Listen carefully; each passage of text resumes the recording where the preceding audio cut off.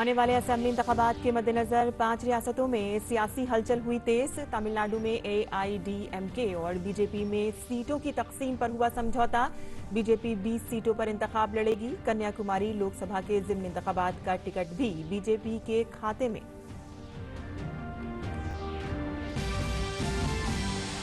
इंतखाबात के पेश नजर कई रियासतों में सियासी सरगर्मियां हुई तेज। आसाम में बीजेपी ने जारी की 70 नामों की फहरिस्त।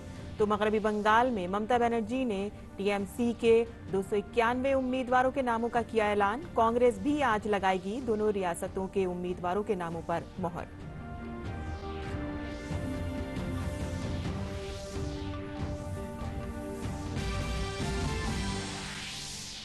वजीर-ए-आजम नरेंद्र मोदी गुजरात के केवड़िया में मुल्क के आला फौजी सरबराहों से करेंगे खिताब। कल के इजलास में वजीर दिफा राजनाथ सिंह ने मुल्क के दिफा और सलामती को मुतासिर करने वाले तमाम उमूर पर की थी बातचीत।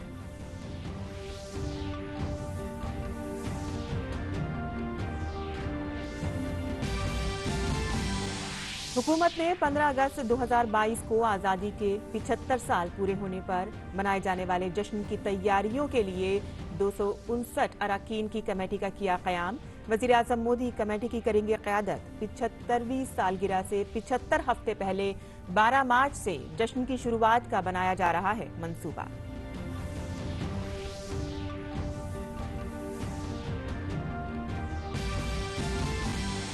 मरकजी हुकूमत ने बैनुल-अक़वामी इदारा फ्रीडम हाउस की रिपोर्ट को गुमराहकुन और गलत करार दिया। कहा कि भारत का आईन इंसानी हुकूक की हिफाजत के लिए मुख्तलिफ क़वानीन के तहत तहफ़्फ़ुज़ कराता है फराहम।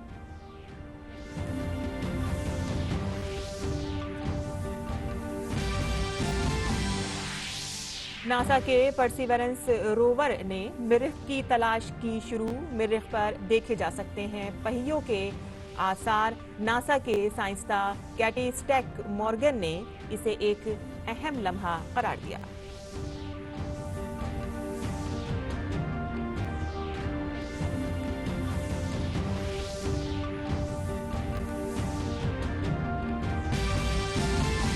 सोमालिया की राजधानी मोगादिशु में खुदकुश कार बम धमाके में 20 लोग हलाक, तकरीबन 30 लोग हुए जख्मी। अब तक किसी ने भी कबूल नहीं की हमले की जिम्मेदारी।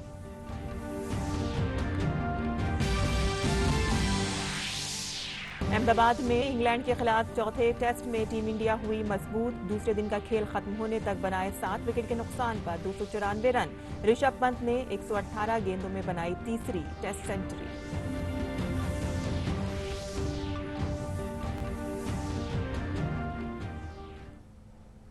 आदाब नाज़रीन, खबरनामे में आपका इस्तकबाल है। मैं हूं सैमा खान। अब खबरें तफसील से। आइंदा असेंबली इंतखाबात के पेश नज़र कई रियासतों में पार्टियों ने अपने उम्मीदवारों की फहरिस्त जारी कर दी है। तमिलनाडु असेंबली इलेक्शन के लिए बीजेपी और AIDMK के दरमियान सीटों पर समझौता हो गया है। बीजेपी कुल 20 असेंबली सीटों पर इंतखाब लड़ेगी। इसके अलावा कन्याकुमारी लोकसभा सीट पर होने वाले जिम्न इंतखाबात में भी उसका ही उम्मीदवार खड़ा होगा। तमिलनाडु में 6 अप्रैल को एक ही मरहले में सभी 234 सीटों पर इंतखाब होंगे और वोटों की गिनती 2 मई को होगी। वहीं दूसरी जानिब बीजेपी ने आसाम इंतखाबात के लिए उम्मीदवारों की पहली फहरिस्त जारी कर दी है। बीजेपी ने 70 उम्मीदवारों की फहरिस्त जारी की है। फहरिस्त में 11 मौजूदा मेंबरान असेंबली का टिकट बदला गया है। आसाम गण परिषद को 26 सीटें दी गई हैं, जबकि UPPL 8 सीटों पर इंतखाब लड़ेगी। रात बारी से विजय मलाकर, बदरपुर से विश्व भट्टाचार्य, सिलचर से दीपान चक्रवर्ती, धुलाई से प्रेमल कुमार और लखीपुर से कोशक राय और ब्रह्मपुर से जीतू गोस्वामी को टिकट दिया गया है। मरकजी वजीर जितेंद्र सिंह ने कहा है कि आसाम में सरबानंद सोनोवाल दोबारा हुकूमत बनाएंगे। उन्होंने आसाम में बीजेपी इत्तेहाद को 100 से ज्यादा सीटें मिलने की उम्मीद जाहिर की है। उन्होंने कहा कि बीजेपी के इक़्तिदार के दौरान आसाम में तरक्की की रफ्तार कांग्रेस के दौरे हुकूमत से कहीं बेहतर है। आसाम में कांग्रेस की रियासत के बारे में बात करते हुए उन्होंने कहा कि रियासत में कांग्रेस का अभी तक कोई अहम चेहरा नहीं है। जितेंद्र सिंह ने कहा कि वजीर-ए-आज़म मोदी के आसाम के मुसलसल दौरे आसाम में अमन व अमान और तरक्की बीजेपी की दोबारा कामयाबी के जामिन होंगे।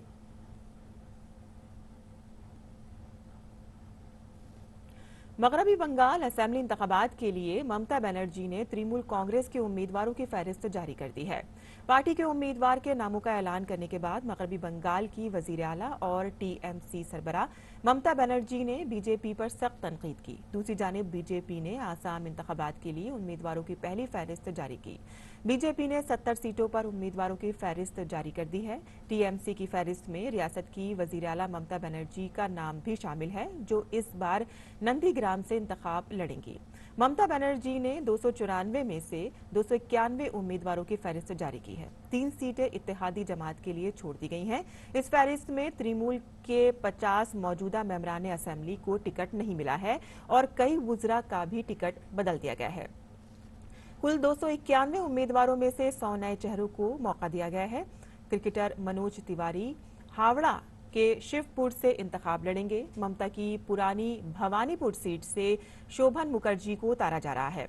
फिल्म डायरेक्टर राज चक्रवर्ती को बैरकपुर से उतारा गया है, जबकि साबिक फुटबॉलर विदेश बोस उलेरिया से इंतखाब लड़ेंगे। दूसरी जानिब तमिलनाडु की हुक्मरान जमात ऑल अन्ना द्रमुक के रियासती असेंबली इंतखाबात के लिए पार्टी के 6 उम्मीदवारों की अपनी पहली फहरिस्त जारी की है। फहरिस्त के मुताबिक रियासत के वजीर आला ई पलानीस्वामी समेत जिला की उडुपी असेंबली नशिस्त से पार्टी के उम्मीदवार होंगे, जबकि नायब वजीर आला और पार्टी के सीनियर लीडर ओ पनीर सेल्वम थेनी जिले से बोडी नयक्का नूर असेंबली सीट पर पार्टी की क़यादत करेंगे। वज़ीर-ए-आज़म नरेंद्र मोदी आज गुजरात के केवड़िया में मुल्क की आला फौजी क़यादत के सरबराहों से खिताब करेंगे। इससे कबल वज़ीर दिफा राजनाथ सिंह ने कल केवड़िया में जारी मुश्तरका कमांडरों की कॉन्फ्रेंस 2021 में हिस्सा लिया।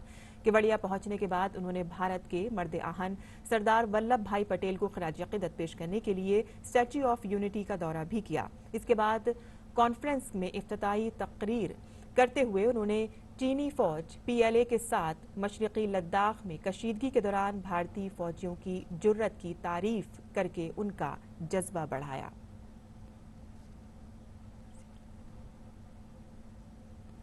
आजादी के 75 साल मुकम्मल होने के मौके पर मुल्क भर में आजादी की आमिरत महोत्सव मुनक्किद किए जाएंगे। 15 अगस्त 2022 से कबल मरकजी हुकूमत 75 हफ्तों तक इसका इनेकाद करेगी। हुकूमत ने वज़ीर-ए-आज़म नरेंद्र मोदी की सदारत में 259 अरकान पर मुश्तमिल एक कौमी कमेटी तश्कील दी है, जिसके लिए एक गेजेटेड नोटिफिकेशन जारी किया गया है। इस कौमी कमेटी में मरकजी वुज़रा के अलावा सभी शोबों की मुअज़्ज़ज़ शख्सियात को शामिल किया गया है। कमेटी कौमी और बैनुल-अक़वामी सतह पर मुल्क की आज़ादी की 75वीं सालगिरह की याद में प्रोग्राम तैयार करने के लिए उसूल और ज़वाबित मुरत्तब करेगी। और माहौलियात और आलमी तवानाई के शोबे में वज़ीर-ए-आज़म नरेंद्र मोदी की सरबराही को एक बार फिर आलमी सतह पर भी निशानेज़द किया गया है। वज़ीर-ए-आज़म नरेंद्र मोदी को कल Cambridge Energy Research Associates week CERA week के आलमी तवानाई और माहौलियात लीडरशिप अवार्ड से सरफराज किया गया। सेरावीक आलमी तवानाई और माहौलियात लीडरशिप अवार्ड की शुरुआत 2016 में हुई थी। आलमी तवानाई और माहौलियात के शोबे में पुरअज़्म क़यादत के लिए ये अवार्ड दिया जाता है। वज़ीर-ए-आज़म ने इस अजीम अवार्ड को कौम के नाम वक्फ किया। सेरावीक 2021 से खिताब के दौरान पीएम मोदी ने माहौलियात की देखभाल के मामले में भारत के लोगों को फितरी लीडर बताया। उन्होंने कहा कि एक रिवायत के तौर पर भारत का फितरत के साथ पुराना रिश्ता है और हम महात्मा गांधी की सरबराही भी फितरत के तहफ़्फ़ुज़ की मिसाल है। वज़ीर-ए-आज़म मोदी ने सभी से फितरत का इस्तेमाल जिम्मेदारी के साथ करने की अपील की। ख्याल रहे कि वज़ीर-ए-आज़म मोदी को जिस सेरावीक अवार्ड से सरफराज किया गया है, इसका क़याम डॉक्टर डैनियल येग्रेन ने 1983 में किया था। इससे कबल मोदी को साल 2018 के अक्टूबर माह में अक़वाम मुत्तहिदा माहौलियात प्रोग्राम के तहत चैंपियनशिप ऑफ अर्थ अवार्ड से भी सरफराज किया गया था। उन्होंने 2019 के दिसंबर महीने में स्वच्छ भारत मुहिम के लिए bill and Melinda Gates foundation के ग्लोबल गोल कीपर अवार्ड से सरफराज किया गया था।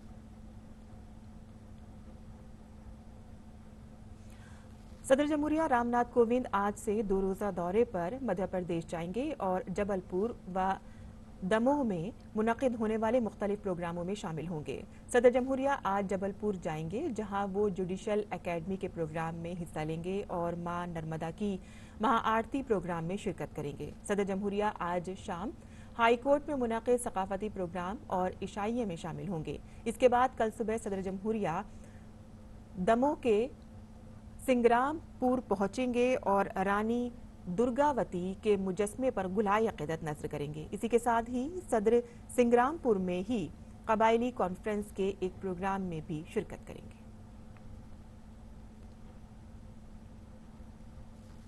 वज़ीर-ए-आज़म नरेंद्र मोदी ने रवा बरस के बजट में तिजारत और सनत को फरोग देने की गर्ज से मुताल्लिक एक वेबिनार से खिताब किया। वज़ीर-ए-आज़म नरेंद्र मोदी ने कहा कि तामीरी मंसूबों से मुल्क में रोजगार के मौके भी बढ़ते हैं और भारत इसी नजरिए के साथ तेज रफ्तारी से काम करना चाहता है।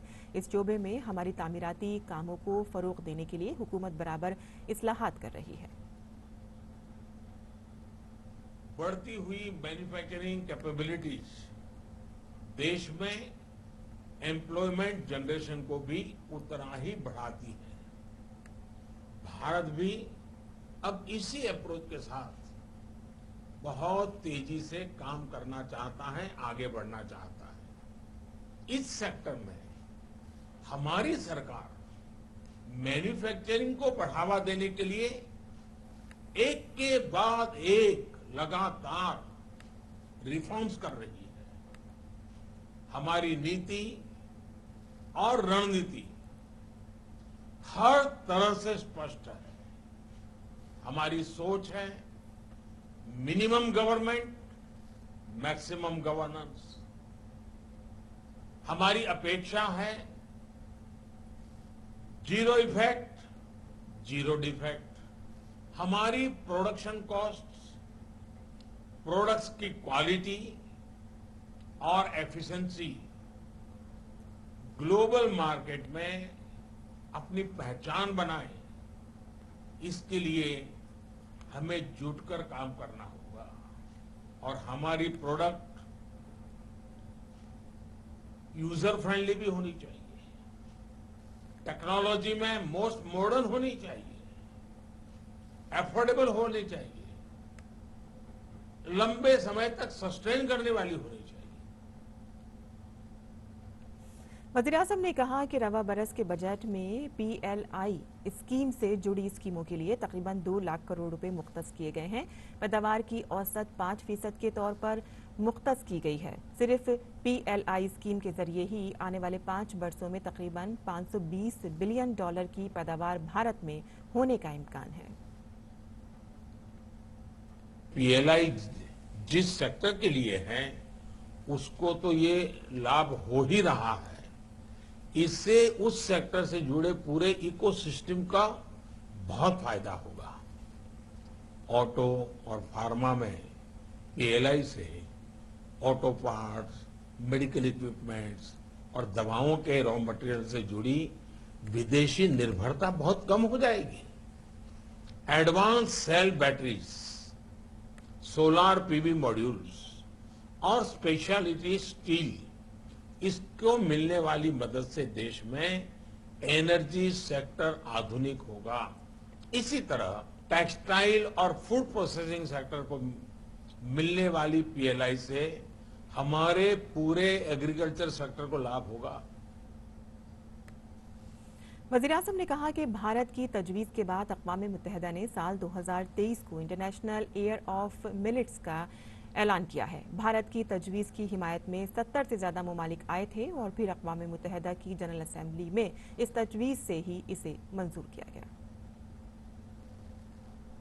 भारत के प्रस्ताव के बाद संयुक्त राष्ट्र ने, यूनाइटेड नेशंस ने वर्ष 2023 यानी 2 साल के बाद 2023 को इंटरनेशनल ईयर ऑफ मिलेट्स घोषित किया है। ये देश का गौरव बढ़ाने वाली बात है। ये हमारे किसानों के लिए भी बड़ा अवसर है और उसमें भी खास करके छोटे किसान, जहां सिंचाई की सुविधाएं भी कम है और जहां पर मोटा अनाज पैदा होता है। इस मोटे अनाज का महात्म्य दुनिया तक पहुंचाने का काम UN के माध्यम से हमने जो प्रस्तावित किया वो 2023 के लिए स्वीकृत हुआ है। जिस तरह से कोरोना से बचाने के लिए मेड इन इंडिया वैक्सीन है, वैसे ही लोगों को बीमार होने से बचाने के लिए भारत में पैदा हुए मिलेट्स भी, मोटा अनाज भी, उसकी न्यूट्रिशन वैल्यू भी उतनी ही उपयोगी होगी। वजीर आजम मोदी ने कहा कि हमारी सरकार मानती है कि हर चीज में हुकूमत की मदाखलत हल के बजाय मसाइल पैदा करती है। इसीलिए हम सेल्फ रेगुलेशन, सेल्फ अटेस्टिंग और सेल्फ सर्टिफिकेशन पर जोर दे रहे हैं। हमारी सरकार मानती है कि हर चीज में सरकार का दखल समाधान के बजाय समस्याएं ज्यादा पैदा करता है, और इसलिए self regulation, self attesting, self certification, यानी एक प्रकार से देश के नागरिकों पर ही भरोसा करते आगे बढ़ना, इस पर हमारा जोर है। हमारा प्रयास इस वर्ष केंद्र और राज्य स्तर के 6000 से ज्यादा कंप्लायंसेस को कम करने का हमारा इरादा है। कंप्लायंस का बर्डन कम होना ही चाहिए। टेक्नोलॉजी आ गई है, हर चीज को बार बार ये फॉर्म भरो, वो फॉर्म भरो, दिखना भरो, ये इस चीजों से मुझे मुक्ति देनी है। वजीर आजम ने कहा कि वो तैयारी जो भारत से वैक्सीन की लाखों खुराकें लेकर दुनिया भर में जा रहे हैं, वो खाली नहीं आ रहे हैं। वो अपने साथ भारत के तई एतमाद, भारत के तई वाबस्तगी, प्यार, दुआएं और जज्बाती लगाव लेकर आ रहे हैं। भारत में आज जो विमान वैक्सीन की लाखों डोज लेकर दुनिया भर में जा रहे हैं, वो खाली नहीं आ रहे हैं। वो अपने साथ भारत के प्रति बढ़ा हुआ भरोसा, भारत के प्रति आत्मीयता और उन देशों का, लोगों का स्नेह और बुजुर्ग जो बीमार हैं उनके आशीर्वाद, एक भावात्मक लगाव लेकर के ये हमारे जहाज भर भर के आ रहे हैं। भारत आज जिस तरह मानवता की सेवा कर रहा है, इससे पूरी दुनिया में भारत अपने आप में एक बहुत बड़ा ब्रांड बन गया है। और इसलिए इस सकारात्मक परिस्थितियों में हर सेक्टर को अपनी रणनीति पर मंथन शुरू कर देना चाहिए। ये समय गंवाने का नहीं, ये समय पाने का है। मरकजी हुकूमत ने एक ग्लोबल इदारे फ्रीडम हाउस की रिपोर्ट को गुमराहकुन और गलत बताया है। हुकूमत ने उस रिपोर्ट की तरदीद की है जिसमें सियासी आज़ादी और इंसानी हुकूक के ताल्लुक से तमाम ममालिक में तहकीक का हवाला देते हुए कहा गया है कि भारत आमरीत की तरफ बढ़ रहा है। इत्तलात और नशरियात की वजारत की जानिब से जारी एक प्रेस नोट में डेमोक्रेसी अंडर सीज रिपोर्ट को गलत बताया गया है। इत्तलात और नशरियात की वजारत ने भारत में मुसलमानों और शुमाल मशरिकी दिल्ली में हुए फसादात के खिलाफ बनाई गई इम्तियाजी पॉलिसी के इल्जाम की तरदीद करते हुए कहा कि भारत सरकार अपने सभी शहरियों के साथ मसावियाना बर्ताव करती है, जैसा मुल्क के आईन में है, और बगैर किसी इम्तियाज के सभी कानून नाफिज हैं। 2019 में शुमाल मशरिकी दिल्ली में हुए फसादात के मामले में कानून नाफिज करने वाली मिशनरी ने गैर जानिबदार और मुनासिब तरीके से काम किया है। मुल्क मुखालिफ कानून के इस्तेमाल पर वजारत ने कहा है कि सरकार, हुक्मनामा और पुलिस रियासतों का इख्तियार है। जराइम की जांच करना, मुकदमा, जिंदगी के मामलात और जायदाद की हिफाजत समेत नज्म नस्क बरकरार रखने की जिम्मेदारी खास तौर से रियासती हुकूमतों के पास है। अवामी नज्म जब्त की हिफाजत के लिए सही इकदाम किए गए थे। हुकूक इंसानी की तंजीमों के तबसरे पर हुकूमत के जवाब में कहा गया कि भारतीय आईन इंसानी हुकूक की हिफाजत से मुताल्लिक़ कानून 1993 समेत मुख्तलिफ कवानीन के तहत लोगों को तहफ़्फ़ुज़ फराहम कराती है। कौमी इंसानी हुकूक कमीशन तफ्तीश के लिए एक निज़ाम के तौर पर काम करता है। तालीम के माहिरीन और सहाफ़ियों को धमकी और मीडिया समेत अदम इत्मीनान के इजहार पर पाबंदी के मसले पर इत्तलात और नशरियात की वजारत ने कहा कि भारत सरकार सहाफियों समेत मुल्क के सभी शहरियों की हिफाजत को आला तरजीहात में रखती है। भारत सरकार ने सहाफियों की हिफाजत पर रियासतों और मरकज के जेर इंतजाम इलाकों को खुसूसी एडवाइजरी जारी करके उनसे मीडिया एहलकारों की हिफाजत को यकीनी बनाने के लिए सख्त कानून नाफिज करने की दरख्वास्त की है। तालीम के माहिरीन और सहाफियों को धमकी और मीडिया समेत अदम इत्मीनान के इजहार पर पाबंदी के मसले पर इत्तलात और नशरियात की वजारत का जवाब। भारत सरकार सहाफियों समेत मुल्क के सभी शहरियों की हिफाजत को आला तरजीहात में रखती है। उन्होंने कहा है कि मीडिया एहलकारों की हिफाजत को यकीनी बनाने के लिए सख्त कानून नाफिज करने की दरख्वास्त सरकार की जानिब से की गई है। वहीं इंटरनेट शटडाउन पर इत्तलात और नशरियात की वजारत ने कहा है कि मवासलाती खदमात को आर्जी तौर पर मुअत्तल करने के ज़ाब्तों के तहत इंटरनेट खदमात आर्जी तौर पर मुअत्तल की जाती हैं। सख्त हिफाजती तदाबीर के तहत नज़्म नस्क बरकरार रखने के वसी मकसद से मवासलात और इंटरनेट खदमात की आर्जी मुअत्तली का सहारा लिया जाता है। अमेरिकी खलाई एजेंसी नासा के परसिवरेंस रोवर ने मरीख की तलाश शुरू कर दी है।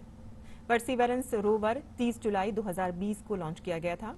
रोवर मरीख की सतह पर जिंदगी के इम्कानात तलाश करेगा और इसके अलावा टूटी हुई चट्टान और धूल के नमूने जमा करेगा। मरीख परसिवरेंस रोवर अर्जियाती साइंस का पता लगाएगा। इससे कबल पार्थ फाइंडर मुहिम के लिए सोजोनर को 1997 में भेजा गया था। इसके बाद 2004 में स्प्रिट और अपॉर्चुनिटी को भेजा गया। वहीं 2012 में कैवरी आईसीटी ने मंगल पर डेरा डाला था।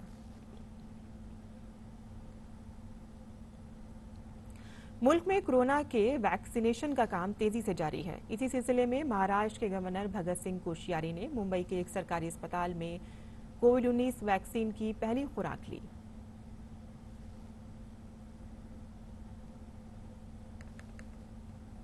इत्तलात और नशरियात के मरकजी वजीर प्रकाश जावड़ेकर ने महाराष्ट्र के पुणे में वाक़ई अस्पताल में जाकर कोविड-19 के खिलाफ वैक्सीन की पहली खुराक ली। उन्होंने ट्वीट करते हुए लोगों से ज्यादा टीका लगवाने की अपील की। उन्होंने लिखा कि कोविड-19 की पहली खुराक देना नॉर्थ मंगेशकर अस्पताल पुणे में ली है। टीकाकारी का अमल आसान है और भारत में तैयार वैक्सीन पूरी तरह से महफूज है। मैं सभी अहले वतन से अपील करता हूं कि जब भी मुमकिन हो कोविड वैक्सीन लें। टीका है बचाव की ढाल।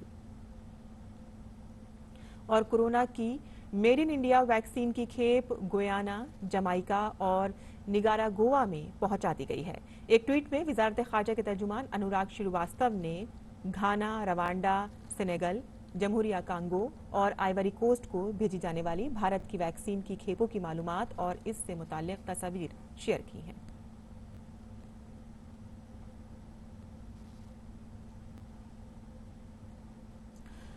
एसबीआई, कोटक और एचडीएफसी बैंक के बाद आईसीआईसीआई बैंक ने अब होम लोन की शरहों में कमी कर दी है। बैंक के मुताबिक 75 लाख रुपए तक के होम लोन के लिए सूदी शरह 6.75% रखी गई है।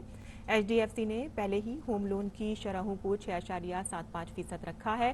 गुज़िश्ता हफ्ते एसबीआई और कटक ने होम लोन की शरहों में कमी की और प्रोसेसिंग फीस भी हटा दी गई है। पिछले 10 सालों में होम लोन की ये सबसे कम शरह है।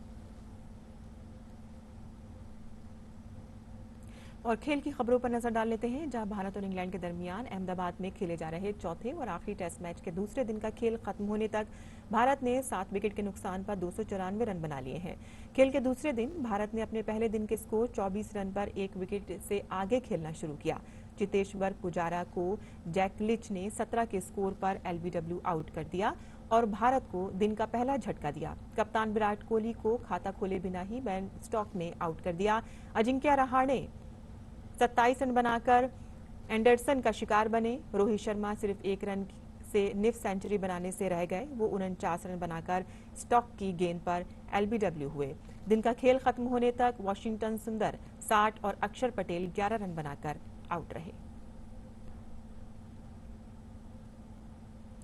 सोमालिया के दारुल हुकूमत मोगादिशो में एक कार बम धमाके में 20 अफराद की मौत हो गई है और तकरीबन 30 लोग जख्मी हो गए हैं। धमाका इतना जबरदस्त था कि आसमान धुएं के गुबार से भर गया। हालांकि अब तक किसी ने भी धमाके की जिम्मेदारी कबूल नहीं की है।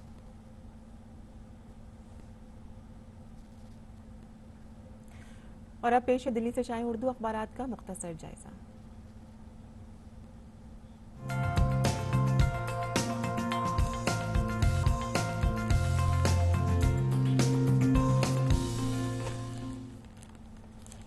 तो दिल्ली से शाये उर्दू के अखबारात में सबसे पहले नजर डाल लेते हैं रोजनामा राष्ट्रीय सहारा की खबरों पर, जिसमें वजीर आजम नरेंद्र मोदी के बयान को शाये किया गया है। उन्होंने कहा है कि वजीर आजम नरेंद्र मोदी का मैन्युफैक्चरिंग के फ़रोग के लिए रफ्तार और पैमाने पर जोर, मैन्युफैक्चरिंग की सलाहियतों में इजाफे से मुल्क में रोजगार के मौक़ों में इजाफा होगा। इसके बाद जो दूसरी खबर इसमें शाये हुई है वो है सरकार ने हिंदुस्तान की आज़ादी के 75 साल पूरे होने के मौके पर मुनक़िद प्रोग्रामों के लिए वज़ीर आज़म नरेंद्र मोदी की सदारत वाली 259 रुकनी आला सतही कौमी कमेटी की तश्कील दी है।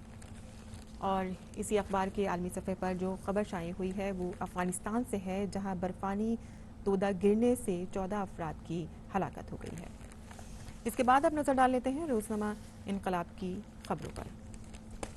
रोज़नामा इनकलाब की खबरों में जो सफ़े अव्वल पर खबर शाये हुई है, इमरान खान की हुकूमत दांव पर, आज अक्सरियत साबित करनी होगी उनको, ये खबर इसमें शाये हुई है। इसके अलावा जो इसमें खबर शाये हुई है वो ख़वातीन के लिए ख़ास हो सकती है, जहां बैनुल-अक़वामी यौम ख़वातीन पर बग़ैर टिकट के ताज का दीदार कर सकेंगी ख़वातीन, ये उनसे मुतालिक ये खबर शाये हुई है। इसी के आलमी सफ़े पर जो खबर शाये हुई है ईरान से मुतालिक है, जहां ईरान जौहरी मुआहदे पर मुज़ाकरात नहीं करेगा। अमेरिकी हुक्काम के जौहरी मुआहदे पर नए मुज़ाकरात के दावे पर ईरान के वज़ीर ख़ारजा जवाद ज़रीफ का रद्द-ए-अमल। और अब नज़र डाल लेते हैं हिंदुस्तान एक्सप्रेस की खबरों पर, जिसकी अहम सुर्खियाँ हैं। बस्ती निज़ामुद्दीन तबलीग मरकज़ का मामला, दिल्ली और मरकज़ी हुकूमत दोनों की मज़ीद वक्त की गुजारिश अगली समाअत 24 मार्च को होगी।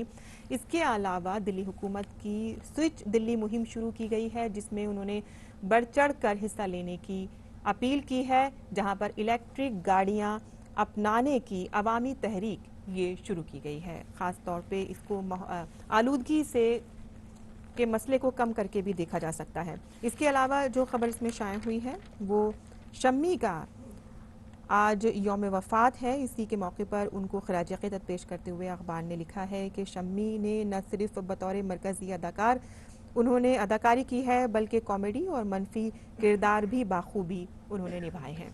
तो ये था आज उर्दू अखबारात का जायज़ा जो हमने आपके लिए पेश किया। और इसके बाद अब नज़र डाल लेते हैं मौसम के मिजाज पर।